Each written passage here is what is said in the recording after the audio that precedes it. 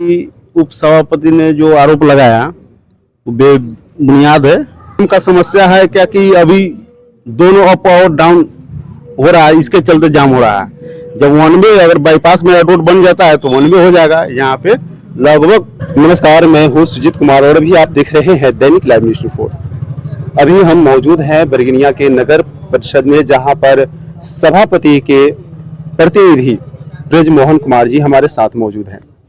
इनसे कई सवाल थे, हालांकि हम जनता का भी मेरे पास कॉल आता है और बहुत प्रकार की समस्याओं के लेकर के हम इनसे जानना चाह रहे थे और आज हमारे साथ मौजूद हैं और इनसे हम जानना चाहेंगे कि इनका जो लोगों का सवाल बार बार आता है उनको लेकर के ये हम इनसे रखेंगे इनके पास में और क्या कहते हैं उस जवाब को। पूरे बने रहिएगा हमारी वीडियो में। सर, स्वागत है आपको दैनिक लाइव न्यूज रिपोर्ट में। बहुत बहुत धन्यवाद आपको। सर, नगर परिषद सभापति महोदय का प्रतिनिधि है और जैसे कि सवाल जो है बहुत पहले लगा था, जैसे कि आपको क्या कहता है जेसीबी को लेकर के, ट्रैक्टर को लेकर के, ये कई प्रकार के आपके ऊपर आरोप लगे थे कि इन्होंने मतलब कि जो है इसमें बहुत से गड़बड़ किए हैं, जो खरीदारी कुछ और था, दर्शाया कुछ और गया था।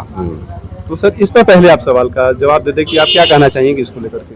देखिए, दरअसल है क्या कि जो विरोधी थे, जो आरोप लगा रहे थे, आज कहाँ है ये भी देखना चाहिए। वो विरोध करते करते कहाँ चले गए, क्या कारण है ना। तो वैसे जेसीबी होना चाहिए नगर परिषद के लिए, जेसीबी बहुत जरूरी है, तो जेसीबी होना चाहिए। तो जेसीबी हुआ और जो लोगों को दिक्कत हुई उन लोगों को परेशानियां बढ़ी। तो सर, कह रहे थे 34 लाख का जो जेसीबी था, 45 लाख उसका निकासी हुआ था। इस तरह के जो मामला था, तो ये सही बात है या गलत था? निकासी कुछ और था, खरीदारी कुछ और। देखिए, इसके बारे में जानकारी नहीं है। उसके लिए तो भाई जो जांच कमेटी है, जो ज्यूरी के मेंबर है, जो लोग एडिट करते हैं, उन लोगों के पास है। ये तो एक प्रकार का अफवाह कहिए, एक प्रकार का कहिए, आरोप प्रत्यारोप लगाने वाले अफवाह मान सकते सर, जब वो उप सभापति महोदय ने एक बात कहा था, तो फिर आज कहाँ है वो? आज कहाँ है जिनकी बात आप कर रहे हैं? नगर परिषद में 28 लोग हैं, 28 लोगों के परिवार बनता है, उनमें आज वो कहाँ है?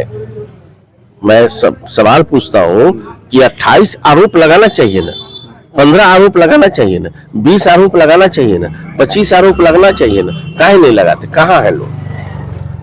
और जैसे कि इसमें एक और आरोप लगा था कि आपको यह कहा गया था, हमारे मतलब जो सरकार उनसे हुआ था, हमने उनसे इंटरव्यू लिया था, उसमें उन्होंने कहा था कि सभापति महोदय को आपने हाईजैक कर रखा है, आप उनको बोलने नहीं देते हैं।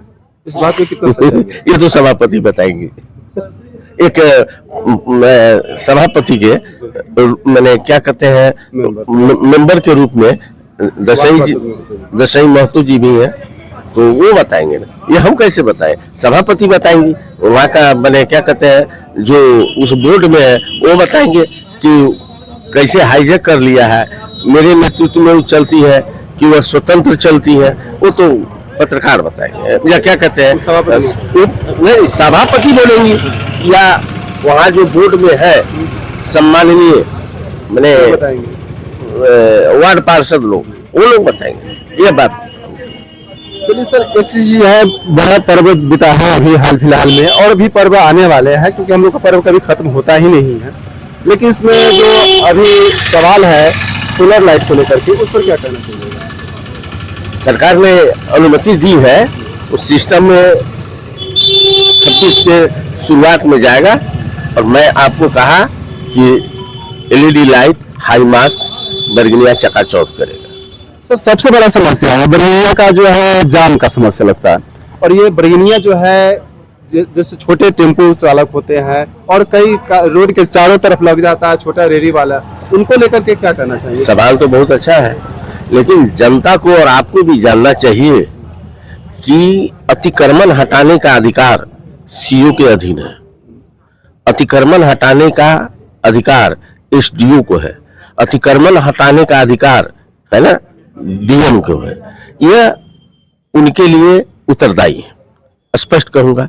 रही बात जाम के लिए तत्काल जो तत्क्षण जाम होते हैं, वह जाम की समस्या से थाना प्रभारी अवगत है, उनको कहा जाता है और क्या कमी है बेसी है वह अधिकृत है। नेपाल का कानून यहाँ नहीं है, मेरे पास प्रशासन नहीं है, हम प्रशासन के रूप में काम नहीं करते हैं, है ना। इसलिए यह सब दायित्व थाना प्रभारी को, सीओ साहब को, एसडीओ साहब को, डीसीएलआर साहब को, एडीएम साहब को, डीएम साहब को है। सर ये तो बात सही कहा आपने कि ये सब सीओ मैडम का काम है अतिक्रमण को हटाना, लेकिन विधि व्यवस्था करना तो आपके हाथ में सर।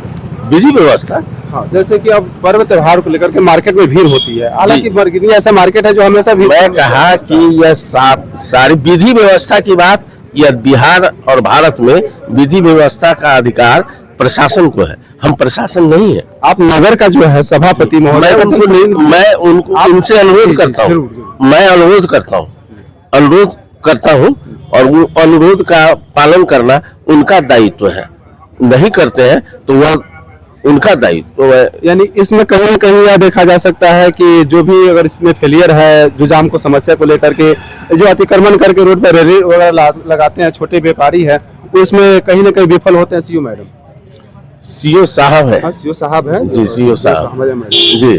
तो सीओ साहब की आत्मबल की जरूरत है, इच्छा शक्ति की जरूरत है, जो कमी है एकदम स्पष्ट बोलना, उसमें उनका कमी है। अच्छा चलिए, एक चीज तो ठीक है, लेकिन अब ये लोग उनके हाथ में है, लेकिन आपके हाथ में भी तो है कि एक बरगनिया के लेकर के जो बस अड्डा हो, टेम्पो अड्डा हो, इसके निर्माण कराया जाए, इसको लेकर क्या विचार है आपका? बरगनिया में जो समस्याएं हैं उनका समाधान, बरगनिया में जो तरक्की हुई है उसका प्रमाण हमारे पास, जो नगर परिषद के द्वारा उपलब्धि दिलाई गई है, उस उपलब्धि को आप उसको पढ़ ले और तब आप प्रश्न करें। सर आपने इसमें लिखा है, जैसे कि आप ही कह रहे हैं कि उपलब्धि जो है आपकी लगभग 3-3.5 साल आपके हुए समय, इसमें सबसे पहले लिखा गया है कि सड़क पुल को बनाने में हुए लोगों का आवागमन रोजगार और विकास, यानी कि सड़क जो पुल बनाने का काम आपकी है, कहाँ पे पुल और सड़क का निर्माण बेहतर हुआ है, आपके माध्यम से जानना चाहिए। पुल निर्माण जो हुआ वही विश्वास पर, पुल निर्माण से विस्तार जो हुआ बरगनिया को मैंने व्यवसाय के रूप में, रोजगार के रूप में हुआ या नहीं, कहाँ का पुल बना है सर, ये बताइए, आपके माध्यम से जानना चाहेंगे, लोग जानना चाहेगा ना, मतलब ये पढ़ने से बेहतर कि आप बता देंगे ज्यादा अच्छा रहेगा। आप इस बात को जानते हैं कि यह जो नगर परिषद के द्वारा जो पुल बना वह नहीं, छोटा मोटा पुल भी बना, लेकिन नगर परिषद के द्वारा बरगनिया को जो विस्तार किया उसके लिए आप धैर्य इसको देख लीजिए और उसके बाद हमसे आप प्रश्न करेंगे, हम आपको सारी बातें बताऊंगा।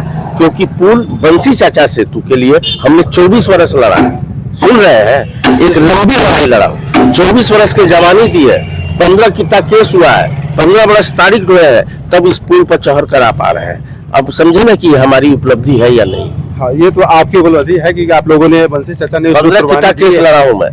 नगर, वो तो खैर सर पिछली बातें हैं, आपका जो है व्यक्तित्व है कि आपने उस काम को मुकाम तक पहुंचाए, लेकिन अभी नगर परिषद के सभापति के रूप में और उनके जनप्रतिनिधि के रूप में आप हैं जी, तो अभी नगर के जो लोग हैं आप पर इच्छा रखते हैं कि यहाँ के बेहतर विकास हो, बाहरी व्यापारी को लेकर के किसी प्रकार का जानमान का क्षति न हो, उसके मतलब देख रेख में प्रशासन का मुहैया करवाना, इन सभी मुद्दा, जैसे कि बस स्टैंड मुख्य रूप से समस्या आता है कि कहीं बस स्टैंड, कम से कम टेम्पो स्टैंड हो जहाँ पे जाम का समस्या ना आए। जो चीज बिहार सरकार के अधिकार क्षेत्र में है उसके लिए हम लोग पूर्व से प्रस्ताव पारित करके सरकार का ध्यान आकृष्ट किया, जिसके कारण बरगनिया में आपको सुरक्षा पेंशन जो मिला, जो ये मैंने 4 से 1100 रुपये हुए, वो 1100 रुपये के लिए प्रस्ताव आपको 29, 11 और 24 को ही पारित करके सरकार का ध्यान आकृष्ट किया और ये धरातल पर आया। उसी तरह ये तो केंद्र सरकार का फैसला था। तो मैं कहा कि मैं अनुरोध न करूंगा, मैं तो अनुरोध करूंगा, मैं प्रस्ताव पारित किया। हम ये चीज हम जनता हमारे नहीं जानना चाहती है। अब ये जो केंद्र सरकार का जो फायदा, राज्य सरकार का जो फैसला है, वो तो खैर सर्वव्यापी है, सभी लोग जानते हैं। जनता का मेन मुद्दा जो है, हम उस पर बात कर ले सर। क्या मेन मुद्दा ये है कि जाम की समस्या कब छुटकारा मिलेगा, टेम्पो स्टैंड कब बनेगा? जाम की समस्या के लिए वह उत्तरदायी यहाँ का थाना प्रभारी है। यहाँ का टेम्पो स्टैंड कब बनेगा ये बता दीजिए। टेम्पो स्टैंड के लिए नहीं, क्या कि जमीन जो हमने बोली रहे कि जमीन हम पहले पहले यहाँ नगर परिषद में 1 इंच जमीन नहीं थी सरकार के द्वारा दिया हुआ। अब 5 जगह जमीन सरकार से लिया गया है। यह हमारे लिए गौरव की बात है और एक बहुत बड़ी उपलब्धि है। लगभग 5-5 एकड़ हम लगभग क्या कहते हैं 15 एकड़ जमीन सरकार से ली है। और इसके लिए मैं यहाँ के मैंने सीओ साहब को भी धन्यवाद देते हैं। उन्होंने हमें 5 जगह जमीन उपलब्ध कराया है, जिसमें है अशोक सम्राट भवन जो 33 डिसमिल जमीन उन्होंने उपलब्ध कराई। उसी तरह MRF के लिए उपलब्ध कराया गया, लेगेसी के लिए उपलब्ध कराया गया और 5 एकड़ जमीन है ना, 5 एकड़ जमीन